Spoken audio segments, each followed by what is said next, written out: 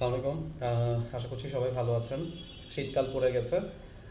চারিদিকে খেজুরের রসের ছড়াছড়ি। অনেকেই খেজুরের রস খাওয়ার জন্য দূর দূরান্তে যাচ্ছেন, বাড়িতে যাচ্ছেন অথবা সে সমস্ত এরিয়াতে যাচ্ছেন যেখানে খেজুরের রস পাওয়া যায়।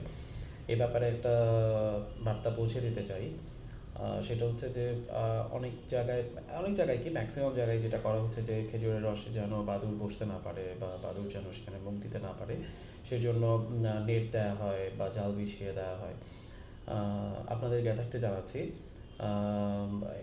একটি গবেষণায় জানা গিয়েছে আইডিসিআর থেকে যে ওখানে আপনার বাদুড় মুখ দিতে যদি নাও পারে, বাদুড় তখন প্রচণ্ড রকমের মানে একটা ক্রোধের জায়গা থেকে সে কিন্তু সেখানে পুপ করে দেয়, আই মিন শিস করে দেয়।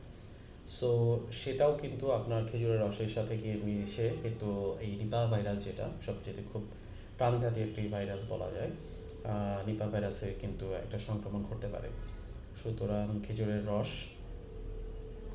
কাঁচা অবস্থায় না খাওয়ার জন্যই অনুরোধ করছি। যদি খেতেই হয় সেক্ষেত্রে সব ধরনের সতর্কতা মেনে তারপর খাওয়াটাই ভালো।